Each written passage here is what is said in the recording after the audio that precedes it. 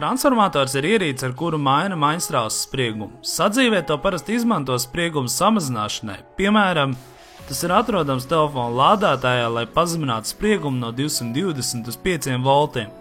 Bet elektroenerģijas pārvadīšanai lielos attālumos ir izdevīgs spriegumu paaugstināt līdz pat 330 000 voltu.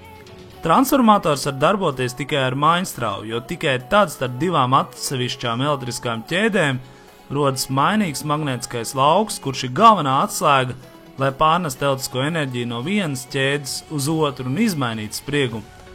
Kad skaņa tiek pārvērsta elektriskos signālos, tad arī rodas maņstrāva. Tādēļ skaņas signāls ir iespējams pārraidīt no radio un uz austiņām pat tad, ja austiņu un radio vadi nav savienoti. Pārbaudi, kā ar paštaisītu transformatoru starpniecību ir iespējams pārraidīt skaņu no radio vai mobilā telefona uz austiņām.